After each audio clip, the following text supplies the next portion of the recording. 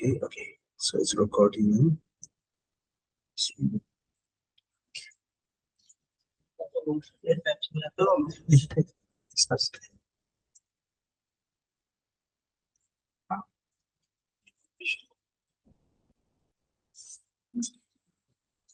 Okay. So next time, just finish this and let me know. Okay, a little bit. अब देखिए क्या कहते हैं.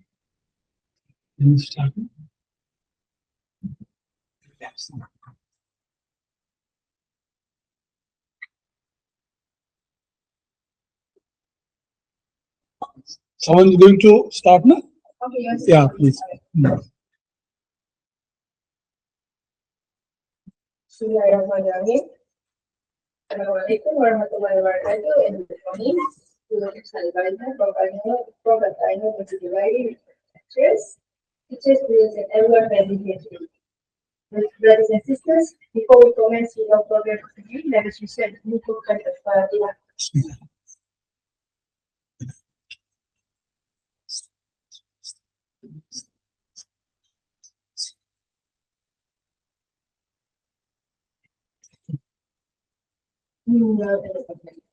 Ladies and gentlemen, today we are honored to have the privilege of attending an intellectual discourse by Professor Dr. Hamidullah Marazi from the University of Kashmir, England. Allow me to introduce our speaker for today. Professor Dr. Hamidullah Marazi's PhD specializes in philosophy of Ghazzali and its impact on Western philosophers. He earned his doctorate from the University of Kashmir and holds a master's and degree in student theology. With over 30 years of experience as a lecturer in Islamic studies since 1989 at Kashmir University, Professor Dr. Hamidullah holds numerous positions, including Dean of the School of Media Studies and Head of Department of Religious Studies at the School of Social Sciences at the Central University of Kashmir. His areas of specialization include comparative religions, women and religions, Muslim and comparative philosophies, Quranic studies, ethics, Sufism, Orientalism, religious conversions, and ethnicity.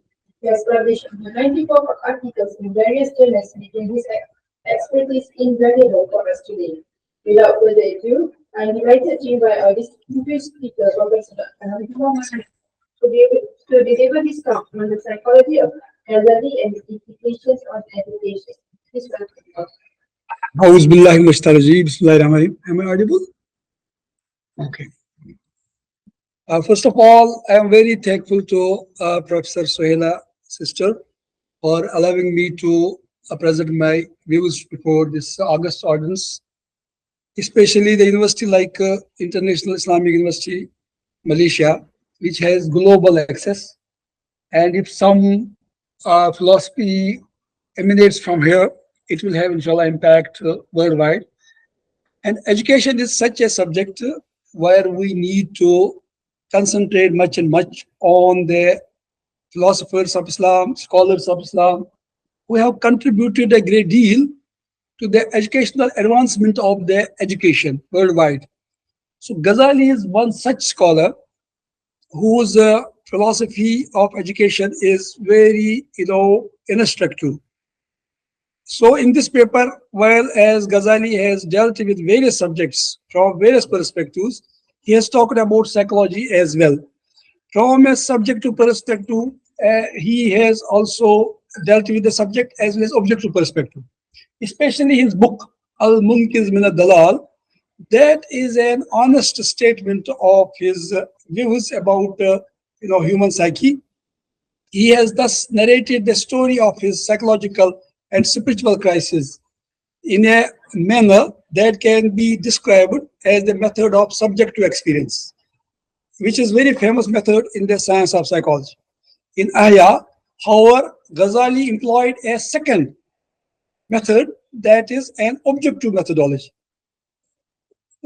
And that method is based on sound scientific details and can be named as an external method for our convenience. This is a method that was novel during the days of Ghazali, but can be categorized as a new method in this science from the modern psychological perspective as well. This is a very important point which we need to discuss. This methodology adopted by Ghazali deserves our special mention. To start with, Ghazali's method in psychology has a peculiarity that he associated psychological science with ethics and theology. In most cases, ethics was not associated with education or psychology, but he combined these two, psychology and ethics. And then also he combined those with theology, religion, and considered the theoretical aspect of this science as a way to purify the soul. Basic purpose of education is purification of soul, not only to meet the physical needs of humans, but how to purify our soul, heart, and make ourselves purified to the extent so that we could receive divine guidance and we are on the right path. In this way, the pleasure of Allah and success attaining in their permanent place in the heaven, this is the purpose of education according to Ghazali. Since this whole success and salvation is dependent on knowledge. But how to get that success, how to get that purification? Knowledge is the basic point. So without knowledge is being communicated through education. So education is the gradual process of imparting knowledge. So in this way, knowledge becomes very important. In the same way, as a consequence, education becomes very important. So Ghazali laid much emphasis on education for the same reason. And then since this whole success, as I mentioned, depends on knowledge of oneself or cognizance of the demerits or vices from which a man should refrain from treading the straight path. So now there are several vices which are hurdles in this way of purification. That is which are known as Razail and Razail. So how to remove those Razail and how to cultivate Fazail? That is a very important aspect, and that is related to ethical education, according to Ghazali. Therefore, a man must necessarily know himself in reality, in the first instance. A person who has known himself, he has known his God. When they forgot their God, Allah made them to forget themselves. So this point Ghazali has discussed again and again. So now spiritual psychology. Ghazali's insights into the inner working of the human soul and psyche continue to fascinate psychologists, philosophers, and spiritual seekers alike. His exploration of concepts such as self-awareness, irfan nafs, ego, and the struggle against the lower self, nafs, provide us valuable insights into the dynamics of personal transformation and spiritual growth. According to Kenneth Garden, Al-Ghazali's famous spiritual crisis of 488 had a psychological as well as very worldly context. We know Ghazali underwent a great crisis for about 11 years. He left everything and he went in the different type of wilderness. He went to Mecca, Medina, Hebron, Palestine, and all the places because he was passing through a spiritual crisis. So what was the reason for the spiritual crisis? So that was because he was not satisfied with philosophy of his times and also the conditions which were evolving around. And then he wanted to have his own knowledge of his own self and to discover himself. What is the actual purpose of life? Why we are suffering like this because of different reasons? And secondly, what are the actual traits a person should have, which we are not being given or imparted in our education or at our universities. So let me go for a university which is a bigger university of the world, while I can have different type of experiences, personal and spiritual experiences. So in this way, there was a psychological side also to this crisis and worldly side as well. So According to Ghazali, mental health should be nurtured since childhood. Man is born in a state of pure and faithful nature. Man is born with a nature which is pure. As has been said, all the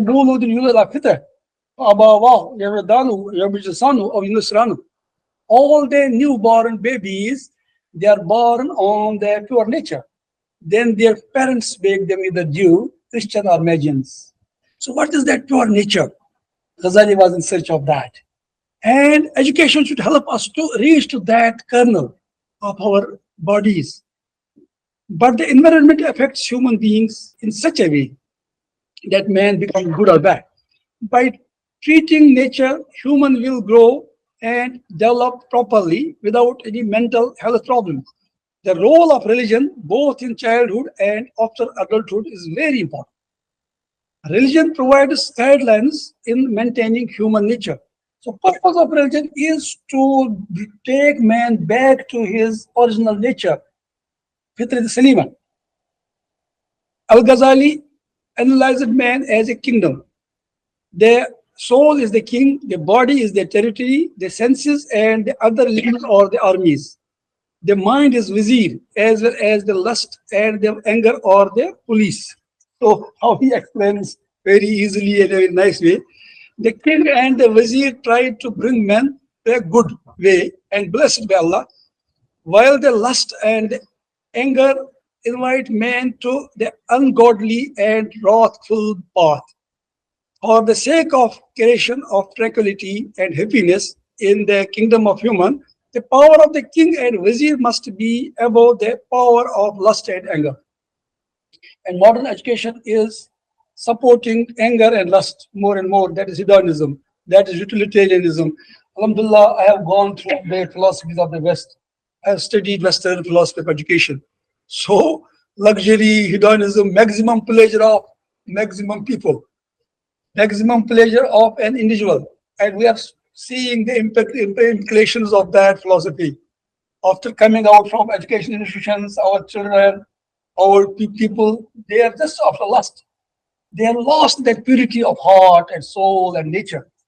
And this education is demoralizing. And Bertrand Russell and others, and they have advocated such type of education. If the opposite happens, then the kingdom will be collapsed and perished. According to Ghazali, the body is a tool for the soul. Now we have made soul tool for body.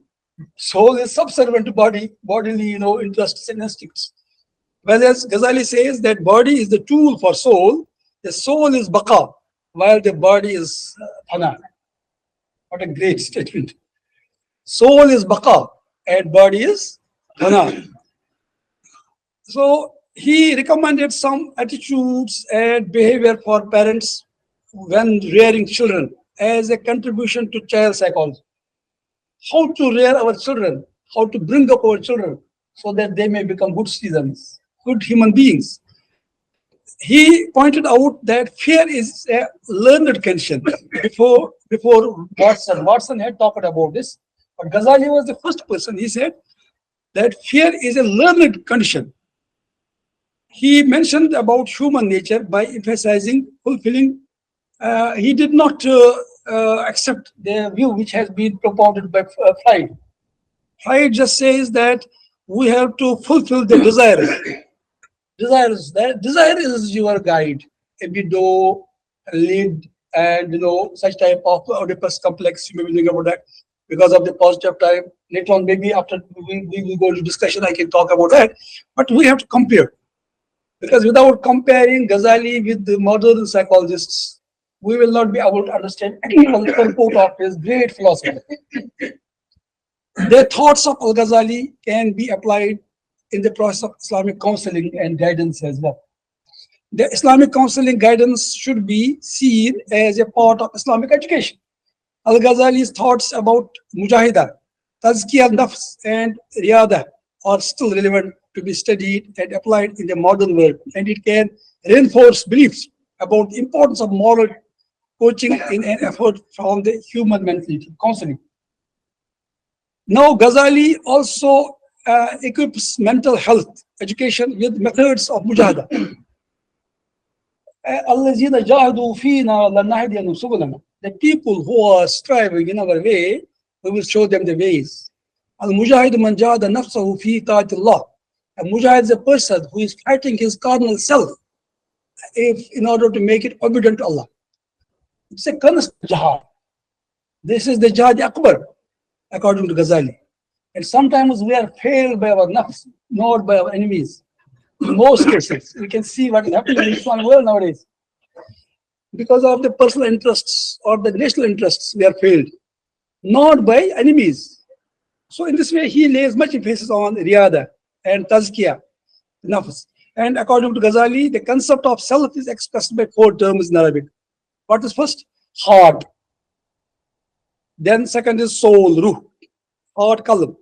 Nafs, that is self. Then reason, aql. But in modern Western psychology, earlier it was mind, and according to Descartes, René Descartes, he said mind is a ghost in a machine. Body is machine and mind is a ghost. Then later on we reach it to, at least we reach it to brain. They believed in brain for some time. But then they dispense it with brain also. Then they reach it to the nervous breakdown and a man dies. And they had dispensed it with so long back. Even mind was ghost. What about soul? And we don't understand this. But so far as our philosophers, especially Ghazzali, is concerned, they mention about different constituents of human psyche.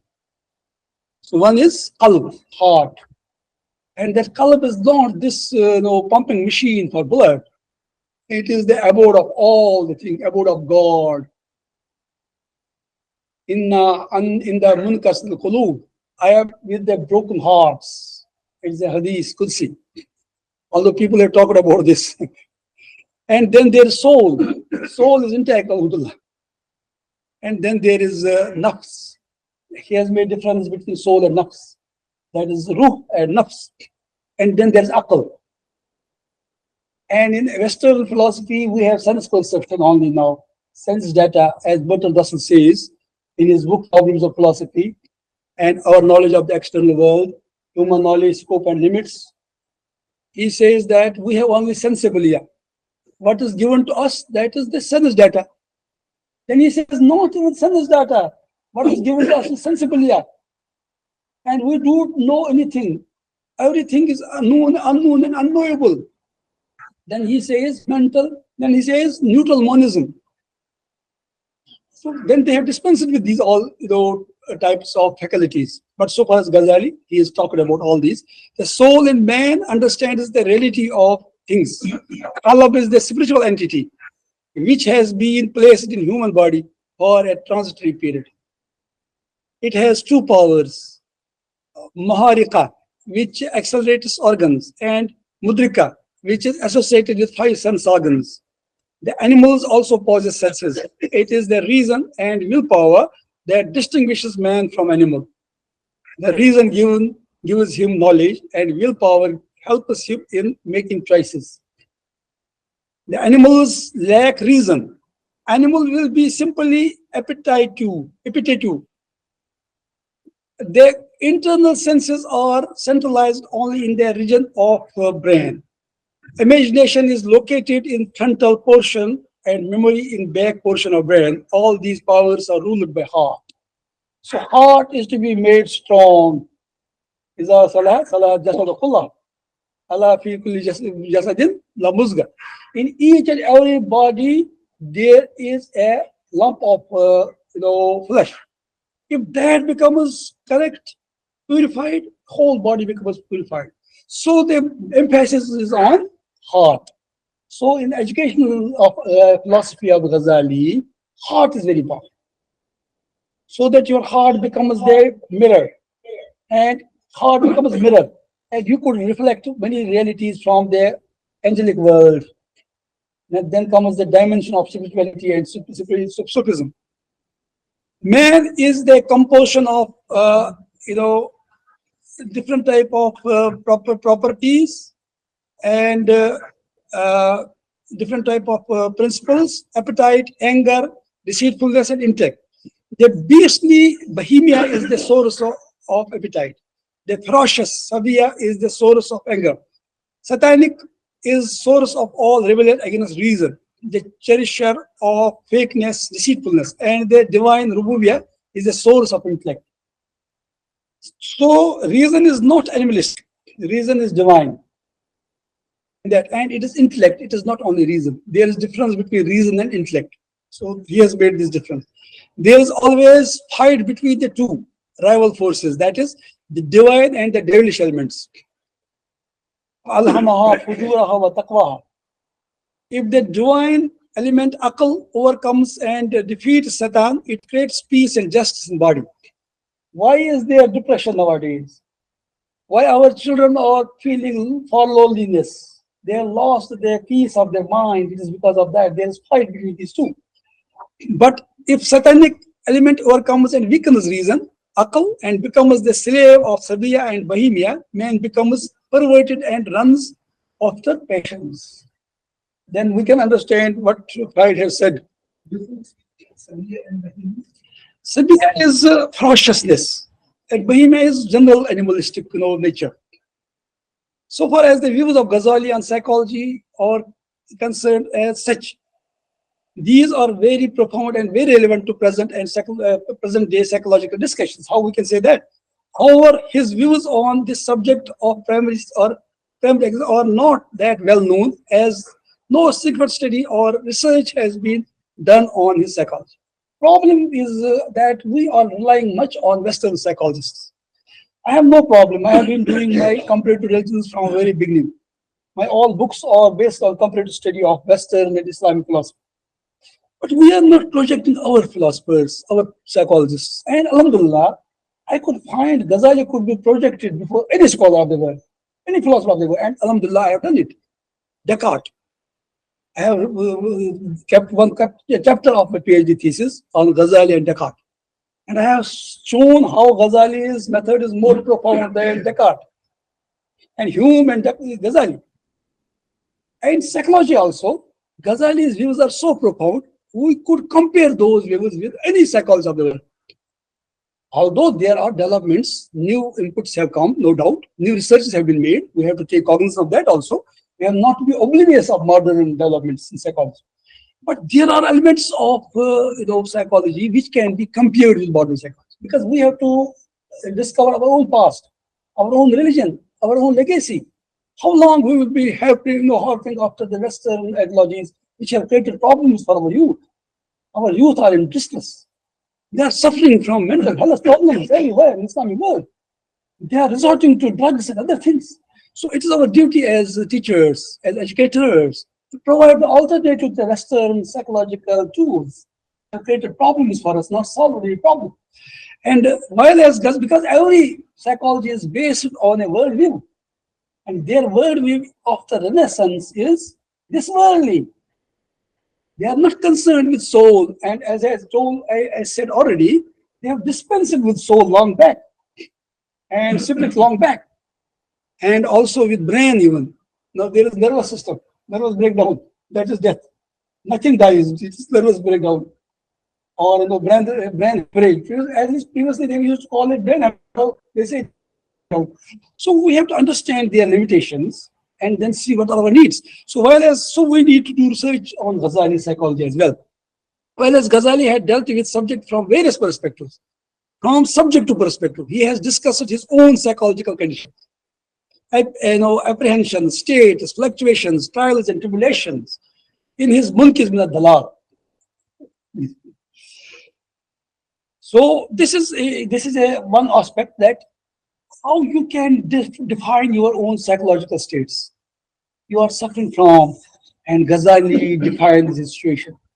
We all have these situations, but we are not able to express those. They're subject to feelings of a person, and describing those in a very, I should say, impactful psychological manner has been done by Ghazali. He has thus narrated the story of his psychological and spiritual crisis in a manner which can be described as the method of subjective experience, which is very famous method in the science of psychology, subjective method. In his Ahya, Ghazali employed a second method, that's objective methodology. That is a method based on sound scientific and can be named as an external method for our convenience. This is a method which was novel during the days of Ghazali, but can be categorized as a new method in this science from the modern psychological perspective as well. This methodology adopted by Ghazali deserves our special attention. To start with, Ghazali's method in psychology has a peculiarity that Ghazali associates psychological science with ethics and theology and considered the theoretical aspect of the science as a way to purify soul or a guide towards moral purification, to lead a believer to the path of salvation, sa'adah. What is the purpose of everything in life, sa'adah? If we are وَمَنْ زُوزِيَ عَنِ النَّارِ وَأُدْخِلَ الْجَنَّةَ فَقَدْ فَازَ. Why for what purpose we have been sent to the world? Is it only eating, drinking, and marry? As the Charvakas of Hindu philosophy say, eat, drink, and be merry. No one can escape this searching day of death. Are we here? Babar Ba'ash, Kosh, Alam, Dubara this. Oh, Babar, enjoy life. There is no life after life. This is the philosophy, hedonism of modern times. That was the philosophy of Indian materialists as well. But according to Ghazali, no, there is a purpose. We have to get sa'adah. So we do, as Quran says. And our actual journey starts from education in this world. And that journey leads us, according to Ibn Khaldun, to another world. And this is not cyclic world, this is spherical world. This is linear world. We are passing, as Hassan Basri would say, this world is just a bridge to that world. And no one builds houses on bridges. So this whole success and salvation is dependent on knowledge of oneself or cognizance of the demerits or vices from which a man should refrain for treading the straight path. Therefore, a man must necessarily know his own self in its reality in the first instance. As Hazrat Ali was asked, so what is haqq? He said, Arifil haqq farif ahla. You know the haqq, then you will know who are the truthful. Then he said, Marifatul haqq birijal is not true. Marifatul rijal bil haqq. Know the people by truth, not truth by the people. You should have criterion for their truth. Such should be your development spiritually. So far as the theoretical method is concerned, generally remains confined in it to the external aspect or on the aspect which is specific with man in his external behavior. The understanding of man in this aspect remains dependent on his knowledge of its states and behavior. Ghazali laid emphasis on the external and internal aspects of man in the study of his psychology.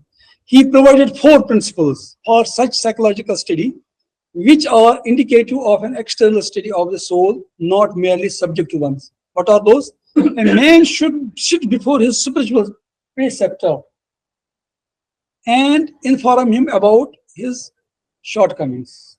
We need some instructor who can tell us where you are lacking. Then man should search an honest companion who will help him in guarding his carnal self, not giving him impetus to be more indulgent in these luxuries. Then he should avail from the opinions of his enemies or knowing the weakness of his own self. Ghazali says your enemies never make mistake in pinpointing your weaknesses. Take those seriously and rectify yourself. Your enemies are your best, friends in a sense, because they show your weaknesses, where you are vulnerable, and take those seriously, because they will see only your negativities, not your positivities. So then take those seriously and work on that.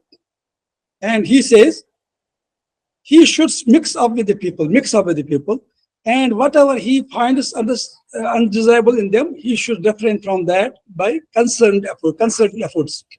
In the first instance, Ghazali talks about a sheikh, in modern terminology, a psychologist. We need a sheikh. We had sheikhs those days, everywhere in the world of Islam, but now there is no sheikh. So, in this sense, we can say this sheikh was a psychologist. Maybe the West has taken this concept from us. Counseling. Ghazali says about him, he should be well conversant with the shortcomings of people and should also know the secret dimensions of evils. Sometimes we do know what is evil. Ghazali says in his Munkin Nazalal, a man should reach to the stage where he should understand that sin is the deadly poison. To know the reality of sin. A person who knows the reality of sin, he can tell you what is sin. Secondly, man should have an honest companion with a religious mind and discerning eye, who can help a person to know his own self first and should be able to warn him about the undesirable aspects of his morals and actions. Thirdly, man should know his mistakes by listening to the remarks or observations of his enemies about him and should attend to these dispassionately. Further, man should mix up with all kinds of people, for knowing their good and bad conditions, states and circumstances, and different people are not equal in following their desires. So what our education takes us away from the society. We are living in our ivory towers. So, but Ghazali says we should mix up with the people, see their conditions, states, and see how they are different in their following of their desires. The second method in the science of psychology is the method of subjective introspection. Sometimes this method is different from the objective natural method, because a person who ponders or makes introspection is not devoid of desires, and is very hard for him to get out from the sway of the snares and the consideration of his own self. Ghazali deserves to be considered for this reason as a great master. His book, that is Al-Munqiz min al-Zalal, is a masterpiece which indicates about his mental capacities and intuitive tribulations in this respect. This book is very important source of Ghazali's psychology and philosophy as well, so far as his subjective state of mind is concerned. So we can find, because in this treatise Ghazali has discussed his psychological condition, which followed after the disruption of the teaching, research and writing starting in the Rajab of the 448 age. Ghazali says about the same. So now how he describes his psychological state. Thus I remain torn asunder by the opposite forces of earthly passions and religious aspirations for 6 months from the Rajab of year 1096. At the close of them, my will yielded and I gave myself up to destiny. So it is, education is a personal struggle as well. It is a personal experience to reach to the truth and to understand oneself and to see what is my destiny, where I have lacked, where I am failing. God caused an impediment to chain my tongue and prevented me from lecturing.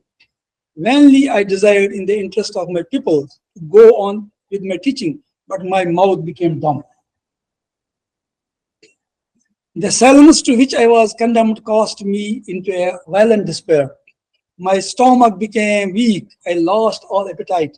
I could neither swallow a morsel of bread nor drink a drop of water. The enfeeblement of my psychological powers was such that the doctors, despairing of saving me, said, "The mischief is in the heart," and had communicated itself to the organism. There is no hope unless the cause of his grievous sadness be arrested. In this passage, we can see easily that how Ghazali has related his psychological conditions after discussing all the aspects of his fear, its causes and reasons, and its bodily manifestation. If you ask this thing to Freud, what will he say? Can you tell me? He say it is because of his libido and id and all these things. If he fulfills those, then there will be no despair at all. If you ask this thing to Osho, from from consciousness from sex to super consciousness, Osho, Indian scholar, Osho, Rajneesh Osho, he will also say this. They will see everything in this instinct of libido and id. But see Ghazali, it is in heart. Something is lacking, and that is spiritual crisis. It is not physical. So now everything has become physical in our education. There is no importance for any ethical or spiritual aspect. So Ghazali is trying to just talk about that. When he is even giving his own story, he mentions what are my trials and tribulations. We can understand also that Ghazali's methodology was one, whether he had to discuss objective or subjective methodology. Subjective method. Ghazali could explain all the aspects of problem in a very subtle way. In modern times, the psychology has been separated from philosophy. This is an important point because psychology started as a branch of philosophy from the very beginning. And in the estimation of Al-Kindi, there had been 37 branches of philosophy. One of them was psychology. But before about 60 years, 70 years, psychology, more than that, psychology, philosophy was separated from psychology, and psychology was separated from philosophy. But those days, there was a holistic approach to life. It was based on a philosophy of life. And every subject was falling, in line. So in this way, but in modern times, psychology is a different subject. Now there are different schools of psychology. Some of the important schools of psychology we have presently as behaviorism, empiricism, and psychoanalysis. A famous psychoanalyst, I'm just trying to complete to take some more time, then we can have questions. A famous psychoanalytical school of psychology is attributed to Freud. Now I'm trying to do a little bit comparative study. Which advocates that the human behavior is determined by sexual instinct, while as Freud's disciple Adler maintained that it is determined by man's instinct for supremacy or excedency. Ghazzali, however, has provided a very holistic and integrated view point on all these issues, which is more convincing and futuristic. What is that? For example, contrary to this Freudian view or Freudian one-sided thesis, Ghazzali advocates a theory that human behavior is determined by 4 basic factors, not only by sexual instinct, which are as follows. What is that? Greed for food, sexual passion, passion for wealth, and greed for show and supremacy. On the top of all these is the greed for food. And when it is fulfilled, the other desires like sexual desire, desire to accumulate wealth, and desire to acquire one power, it stems from it. Ghazzali called it as the lust for stomach, shahwatul batan. And he says about the same, quote, greed for food is destructive evil. In fact, belly is the container of greed and the breeding ground of diseases and disasters. In case of satisfaction of belly, sexual passion rises high and it encourages companionship with women, unquote. Desire for name and the fame grows from greed. Then comes the evil attributed of hatred, clash of interests, pride, self-conceit, etc. These can be removed by hunger, not by going more and more luxuries, but you have to control your greed by hunger.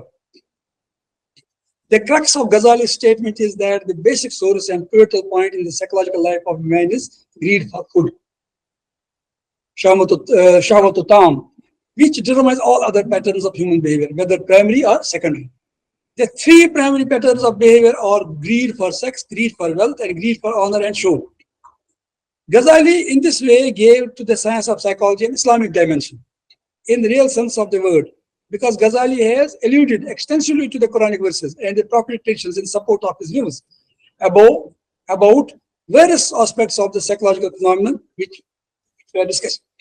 Ghazali's impressive treatment of the science of psychology for the support of religion can be profoundly discerned when he claims that the basic purpose of human sexual desire is to get 2 advantages. The first is to enjoyment, and the second is continuation of the human progeny. What Freud has said, it is purpose in itself. Man is living for this only in this world, and that has created problem, waywardness, all of the world, pornography and everything. What's happening. Muslim countries were affected by that propaganda, and we are getting affected. Our children are losing their religion, their morality, because of that reason. But what Ghazali says, he says, moreover, this enjoyment is not end in itself, or it is not a means for the continuation of human race, but serves a far more lofty and sublime purpose. What is that? That is man's comprehension of the luxuries and enjoyments which are reserved for him in the life hereafter, on the analogy of the enjoyment he finds in this world. There are extremes in this activity of man also, in the opinion of Ghazali. One extreme is that the desire may make human reason subservient to it, as it has done today. Subservient to it, and lead to indulgence in these all aspects of activities, and thereby deprive man from following the path of life hereafter. Man does not get time. He is busy with is mobile and he's just busy with chatting with people of all kinds, especially our children. They have lost sight of actual life, realities, hardships. Because they are so much busy with music. I am not against music. I am a poet myself, there is no problem. But I say as a psychology, when we are just indulging only in those which are inciting these instincts in man, and these are not serving any higher purpose. And our time is wasted in that.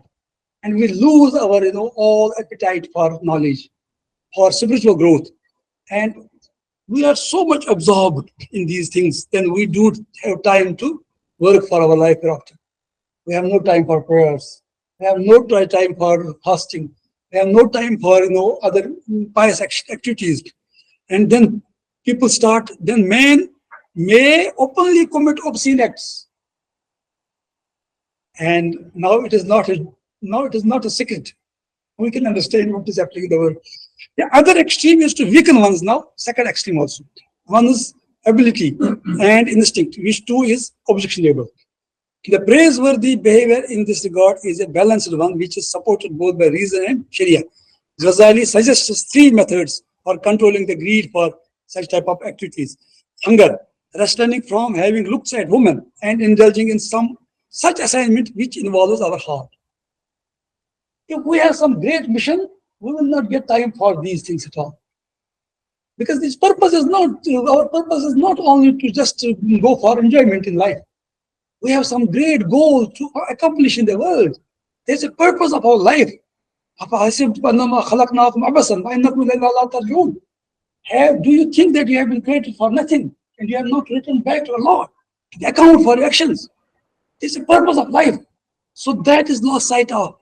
Then we just, so if we assign some job to our heart, there are so many things to do other than indulge in these fulfillment of our baser animalistic desires, which are otherwise allowed with a Sharia point of view in a natural manner and very, very sophisticated manner. Ghazali, while mentioning all these matters, says, this is interesting.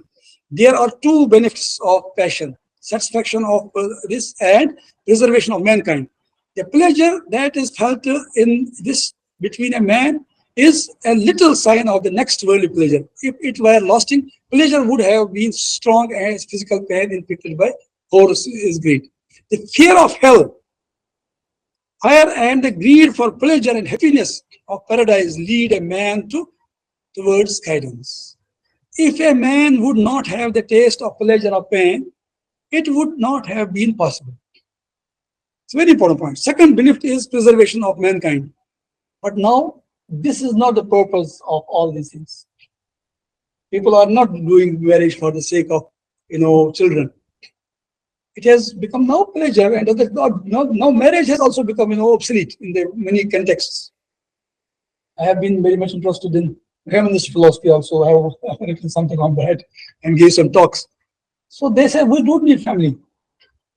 Family is the curse, and that is the tragedy, calamity. Because then we have to be dominated by man. So man is the enemy. So this is the problem, and we do need children. Because children make us be bonded to man. So this we have to understand. Second benefit is preservation of mankind, but there is damage in it that if it is not kept under control and exceeds its limit, the next world and this world both are destroyed. And we don't know what is the impact of the perversion in our societies. Some people have done some research on this. Perversion, divorce rates are getting more and more in every passing day, because the purpose of marriage has been lost sight of. And then people are marriages are breaking every day, even in Muslim societies. It has not remained that sacrosanct or that sacred relationship. It is just animalistic. Worse than animalistic sometimes. Because philosophies are such, psychological thoughts are such, which are endorsing these baser instincts of man. And people like Freud, who could see Oedipus complex, that boy has sexual relations with mother, but he just is not able to do this. And then this becomes the Oedipus complex. He has that relation with mother. See what type of horror then this can be. And you have gone to that extent. Even he says that religion is the basis of this Oedipus complex. Here I have not time to explain this, otherwise it is a very interesting subject. And we need to criticize and understand their philosophy. And I always say this to my students, that unless and until we know Western philosophies, we will not be able to know our own religion. Because nowadays, world is being determined by philosophical narratives, not by religious narratives. Our educational systems are also based on that. And we need to know that. We have to master the legacy of Western philosophy, psychology.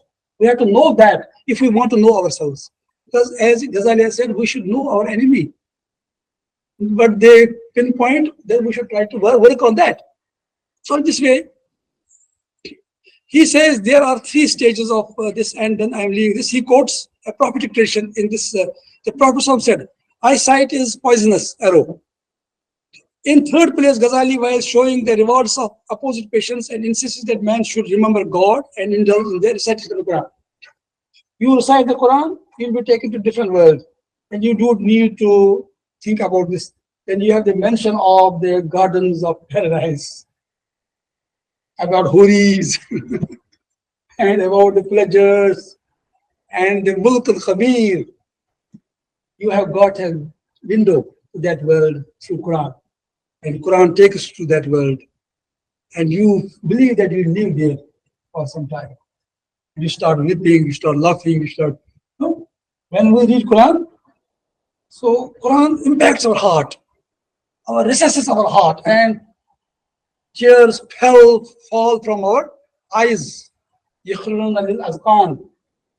So that Quran has given us alternative. Ghazali says you should recite Quran, offer prayers, go for the prayers, the way to hereafter, because that is the way to hereafter. In this way, we have drawn an outline of Ghazali's psychological views. We have also seen how Ghazzali has discussed various conditions, patterns of behavior, and the dimensions of psychological states of man. Ghazali has also indicated the solution to come out of these psychological problems, for example, knowledge of God, and leading a life according to the teachings of the Quran and Sunnah. So then I have talked about other things also, but here I am leaving that because of the cost of time. So far as educational implications of this is concerned, so basically Ghazali's emphasis is on purification of heart. So the purpose of education is it should lead us to the sadha in the life in this world as well. We have to live a very careful life, cautious life in this world, so that we are able to get sadha in the life after. And education is the best way for that. Because through education, we are able to purify our heart, purify our soul, and then purify our body. But it will start from heart, soul, not from body. So it is inner development, that is tazkiyah nafs. And from tazkiyah nafs, we can also purify our body. And then from there, we can educate ourselves with adab. And then the moral and ethical etiquette, those will help us.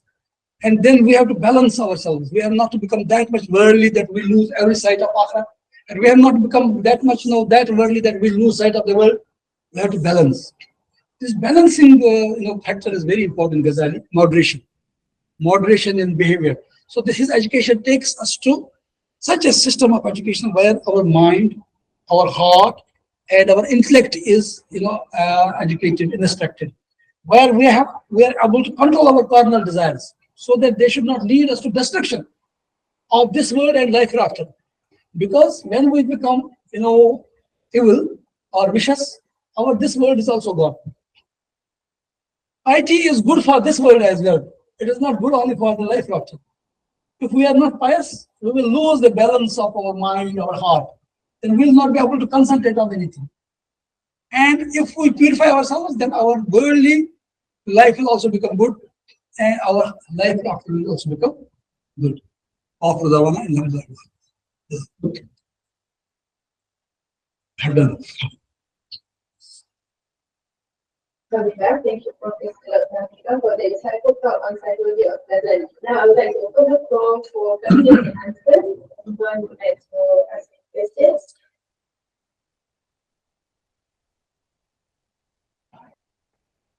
Please.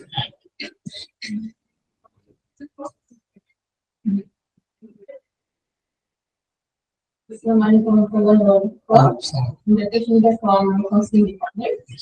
So my question is, let's know that in modern society, especially Muslim society nowadays, LGBT become one of the normal practice.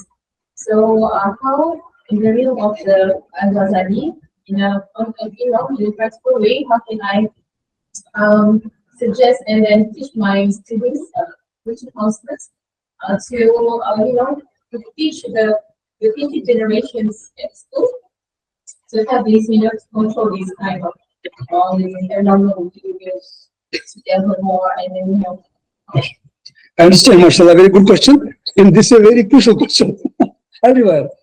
And this LGBT has been legalized in many countries, even India also. And some Muslim countries also thinking about that because we are following West, not the rest.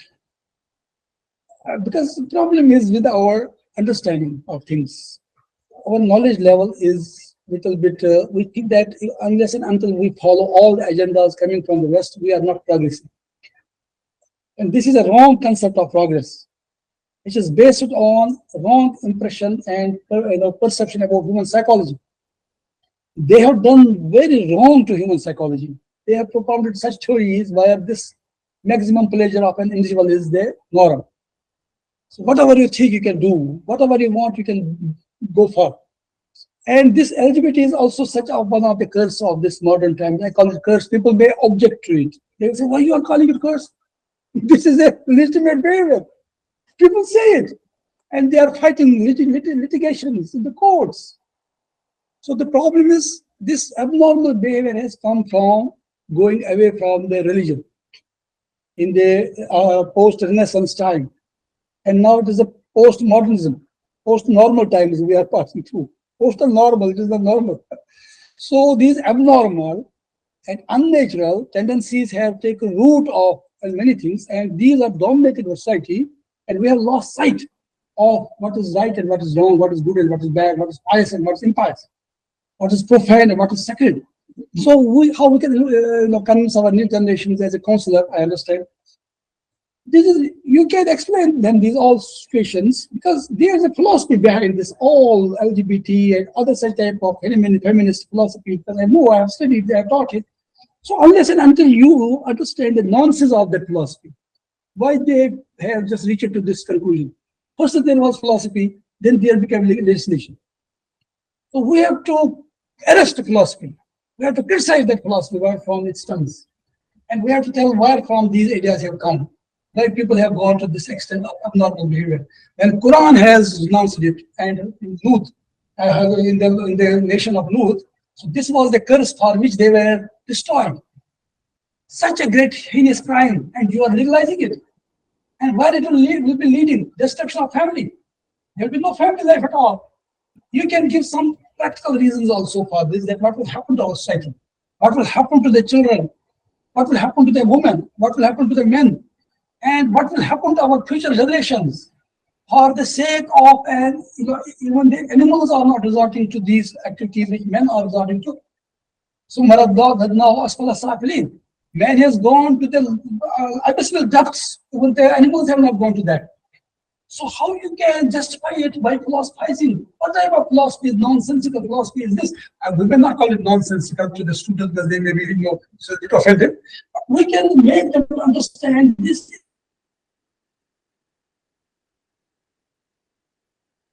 is totally unnatural.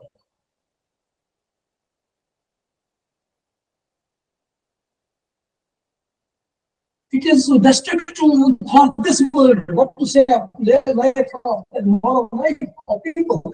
We have to convince our youngsters, and they have been failure. Some way of life. Convinced about this. Although they have seen all these luxuries, I have speak to me Kashmir. She said that I want to citizen. I want to talk to you. As well.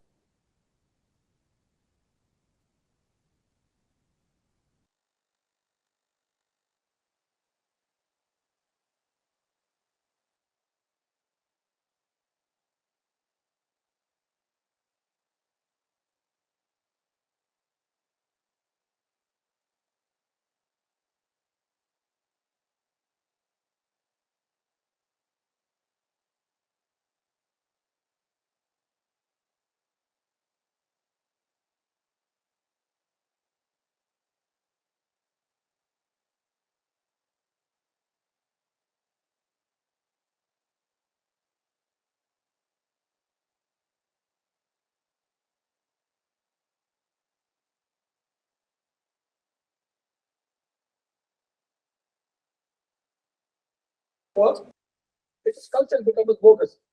When a nation becomes rich, they are bogus. This becomes culture. Yeah. So we have to convince our youngsters. And inshallah, we can do it, alhamdulillah. We have convinced, alhamdulillah. They are becoming good scholars. They are our future now. Now we have to think about generations. Our parents are not concerned with the character of their children at all. They have left everything to schools, colleges, and universities. We don't give any education, moral education to our children at home. Parents are totally unconcerned. They have left their children to these institutions which are demoralizing them every day, making them westernized and Islamized to the extent where they have lost their identity. Now they don't know who they are. And I have got up encounters with such type of people because I'm a man from philosophy. And they're two Western philosophy. I know their philosophy, Iqbal says, Azad Danish Hazir se Bakhara Hume, Dala Gaya Musagir Mr. Hari. I know the scourge of modern times because I was also burning in this fire. I have seen this, what is happening with our youth. So we can convince them, inshallah. We have such arguments. So inshallah, sometimes we can have a session on this. How to convince people about these things. How do you normally convince them? Normally, when you are confronted with a situation which you discussed, you will have already used your own innate faculties to convince them. So, can you share some of your experiences as a counselor? It's not easy, Prof. And then because nowadays, the students, especially, the kids nowadays, they have so many information and the knowledge too. And then they are so bold and then creative, in terms of projecting what they think, what their practices. And then I always come back, of course, with our religious belief and also the, our values and also what that can relate to them. Because too much philosophy also, kids nowadays, they cannot understand. So that's why the things I teach counseling, of course, and then I supervise the students who are teachers, who are counseling teachers at the school. So that's the thing that they share to me, and then as much as they also done their best, okay, try to combine and integrate between the theory and also the approaches from the Western part, But the thing is, of course, we still feel lacking of it, and then how we want to to have it very handy and then also to make it very understandable for the teachers and also for the students. Well, I would just add one thing that we need to have more sessions with students. Yeah. More and more. Yeah. Thank you. Can I? Question? Go ahead. No, not a question. I'm asking. Please. No, what I was saying is that you might also be confronted with cases where the person wants to give up what he is indulging himself in. Let's see now, there's somebody comes and says, I am caught in this trap. See, because I have had opportunity to discuss this issue with counselors. We have a hospital in India, in my city called Head and Mind Hospital. Call it like that. It sounds very funny. Okay. So they have these issues. Okay, look, I'm trapped in these kind of relationships. Actually, firstly, their parents bring them and said, he's not willing to get married because he says, no, I'm not attracted towards the other sex. And what do? And in some cases, we have cases where people come and say, look, I want to give this up, but I can't get out of it. Okay, so do we have what we call that the reputations? No, I mean something when you try to get a drug addict out of his addiction. All the addiction, etc. This is the kind of addiction, right? So Relaxing. Rehabilitation. That's the right word. I'm not a psychologist, so I'm a philosopher. So I was wondering if this is a domain or a realm or an area where your counseling departments have given thought to. But one argument which I like that was put forth by one of the counselors, I mean, I'm not saying it's the best argument, it was like, look, undoubtedly it is innate in your nature, for example. So is being attracted to the other sex innate in nature. So can that be allowed just because it is innate in nature? No, unless it is formalized in the form of a marriage. So what happens if you are unable to marry, or you're already married, or you cross the limit of 4, for example? So the argument that the counselor uses, this is a test from God. In as much as you are tested with so many other things, this is a test. So you said liyabluwakum ayyukum ahsanu amal. So one of the line of argument I perhaps I thought I could share it with you. I'm a student here, just to tell you. I'm doing my PhD here. I also been reading his book. Oh, mashallah. I came here to discuss it. Actually, I'm Nur Muhammad. Mashallah, you have so much. No, here we could meet. I'm very thankful for the discussion. No, I actually Could came meet, like me to meet my very good friend online. We never met. Anyway, these were just a few thoughts. Please, go ahead. Assalamu alaikum warahmatullahi wabarakatuh. My name is Gombak. I'm an undergraduate student, majoring in Quran, minoring in psychology. So my question is, because I've been questioning this for a long time, as what I understand from the Ghazzali thought is that in a human there is a called ma'nawi, and also the ma'nawi is what the Prophet mentioned with salhat jasad al-qulub. But when we study psychology, we also learn about, for example, the frontal lobe that control our cognitive skills and etc. So how do we harmonize between these thoughts? Which one that fits the other? Very good question. So basically, the terminology is now different in psychology.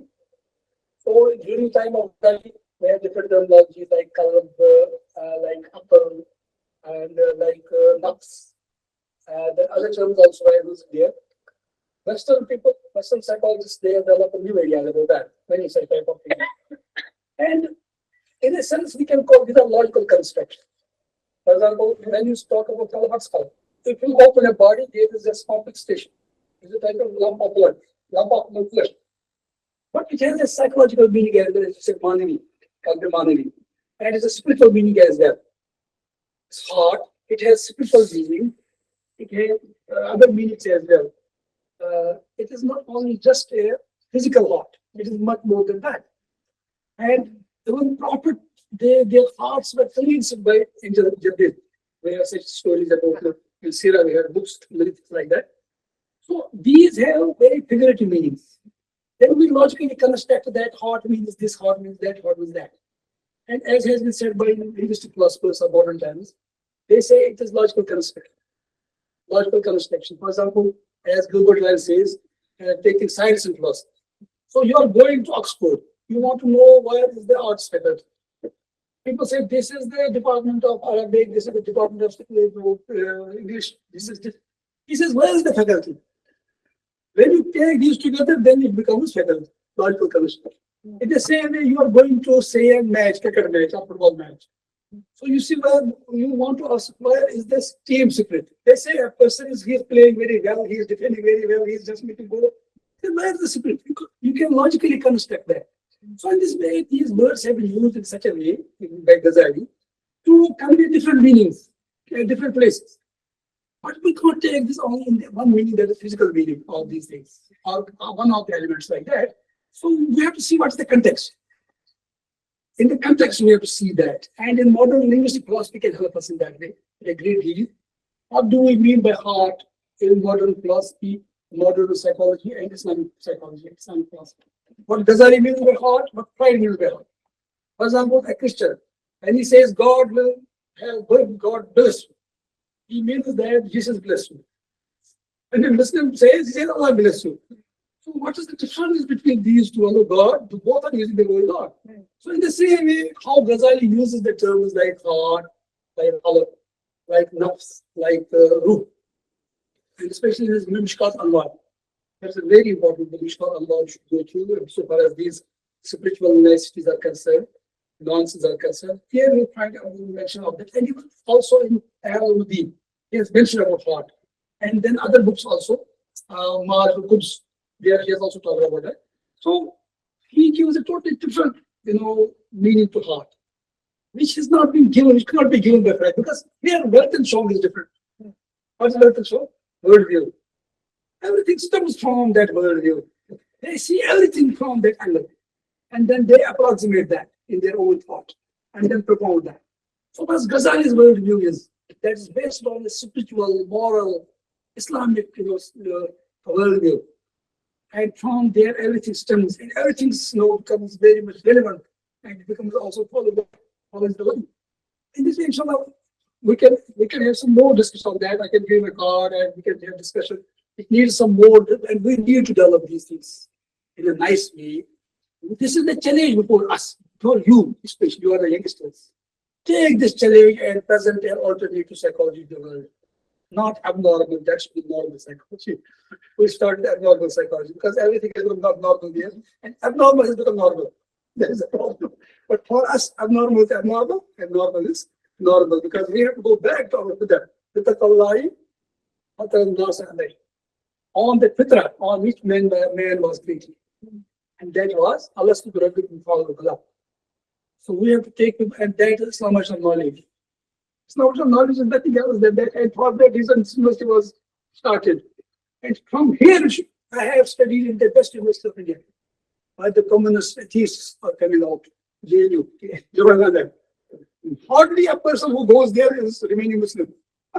Alhamdulillah, I have come from that university. I know what is their philosophy. I was doing the research on Bertrand Russell, David Hume, Marx. What is there in their philosophy? What is there? We have profound philosophy, but we are ashamed of our past because we have been given the impression you are inferior. We are not inferior, we are superior. Al-Haqqu ya'lu wa la yula alayk. Al-Islam ya'lu wa la yula alayk. Islam will always be supreme and no one can dominate it. But we have lost that confidence in our own Islam. We need to bring back that yaqeen, as Iqbal has said. Iqbal has said, we need to bring that yaqeen back. And that can be done only by knowledge. Academic scholar like you people, mashallah. Sure. Thank you. It was a very good question. If you allow me to add to this discussion, my own nephew, he was a brilliant student. By virtue of his brilliance, he joined Stanford. Sorry, he joined Stanford. He was a very practicing Muslim, but in between two classes, he would take time off and go and do the Zohar or the Asr. And during Ramadan, the Qiyam and everything, to make it short. But somehow in the final semester, he had an elective called philosophy. And he was telling me, we say mama, we mean sisters, mother's brother. He said, Mama, I know you will be disappointed, but when I took up philosophy, I gave up religion. He was an intelligent man, brilliant. He was an engineer, basically. He worked for McKinsey for a long time. Now he's in Germany and doing some wonderful things over there in the material world. That struck me as this was exactly 17 years ago when he told me this. From then, you see, I was in IT. From then, I have been the genie of trying to come up with answer. What is it that made him leave his faith, being an intelligent person, just because he did one semester on philosophy? And I got another rude shock a couple of years ago when another very close blood relative, she started talking about Marxian philosophy. And we don't know all these pronunciations. So when I used to mispronounce Descartes, she would tell me, no, it's not Descartes, it is Descartes. I said, okay, so what? So then now that girl has also become an agnostic. It's a religious family. Now, both these children are from religious families, but the upbringing. My sister normally tells me, why my children went astray or my child went astray is because she gets a little philosophical about this, not in the Ghazalian way. He said, because we thought we are guiding them. It is Allah who guides. Leaving that thing aside, this is something so real that the rate of people leaving Islam in the West and not too far away in the East, in my own country, where you can become an apostate without the fear of the mutawwa or the department here. Justin, whatever. So this is a serious thing, and I request the Department of Education and Philosophy in the university to take this up seriously and equip our youngsters with what Professor says, is why our philosophy is better, superior to the philosophy that you learn. Because very obviously you would have learned philosophy there. And I'm struggling with this, so I'm a fan of this professor only because I said, okay, when we say our job is to convey to people, even if it's an ayah. But then when we are confronted with this, I think Ghazzali was confronted with the same philosophers. So he wrote Tahafut al-Falasifa, refutation of the philosophers. So I would request the department to invite Professor again to hold such sessions, especially on refutation of the philosophy. Thank you very much. This is just I would like to add one. I don't know time. No, it's okay. It's okay No, it's okay. because we have to go by your schedule also. That's very important. So here he is right, brother who is right. I also have passed through this stage as Ghazali has passed. Although I'm not Ghazali, I'm a Iqbal. I'm a small man. I was in JNU. Where there was is by it's at Jawaharlal Nehru University. Is the hotbed it's a hotbed of rational thinkers, as they call themselves. In one way, they are serving the Muslim purpose because they are the only body that is confronting the right-wing hate in India. But on the other hand, Muslims who go join them, like he said, they lose their faith. So just I was there, I was also facing this problem. Our children were facing, as you said, about this counseling. They were becoming atheists, communists, everything. Then I studied myself. I had a background, good background of Islam. I was knowing my philosophy. I was knowing Quran. I was knowing Hadith. Little bit not much. I did not face any problem. But my iman became more strong. Once my communist professor told me, Hamid, you should study communism. You should try to do this. But I was listening. I was not saying it. But when I left my home, she wrote a letter to me. Hamid, you preach your philosophy of Islam. You don't need communism at all. She became convinced that he will not accept my logic because I was not convinced by her logic. My logic was better than this because I was convinced about that. Problem is lack of knowledge about these. We don't teach our children at home. They are not being imbibed in Islamic values. So we have not to be afraid of philosophy. It's very easy as Ghazali did. I am follower of Ghazali. Ghazali understood the philosophies of his time better than the philosophers. And he says in the philosopher, unless and until we know their philosophy better than their philosophy, they will never be convinced. Then he replied their philosophy through their philosophy. And he did not give religious arguments for philosophy as we do. In most cases in the Islamic world, we are combating philosophy with religion. That will not do. Yeah. We have to combat philosophy with better philosophy. That we have to develop Islamic philosophy, as Ghazali did. Then we can pave way for faith, and we are only doing, and we should do also. Let us do this ambition, as Professor Saab has rightly said, and our family. So we need to just work on this. Now, if there are some more questions, please. Yes. Okay. Alhamdulillah. So before we adjourn, we would like to invite KEPSA's advisor, Prof. Dr. Ainul Maziar Zubairi, to present a token of appreciation to our respected speaker.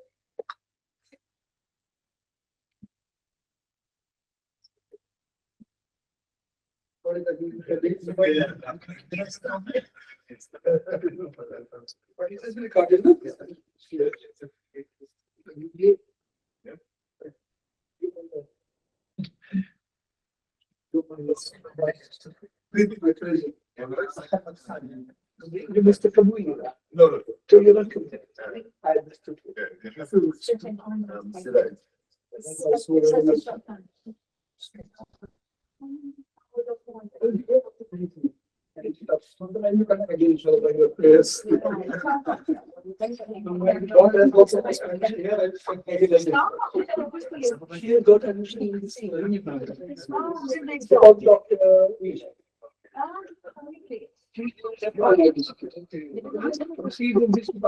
Should be English.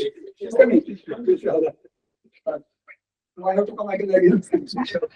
I started studying here because the doctor of mine is studying. Sometimes they need us. And that was all the best.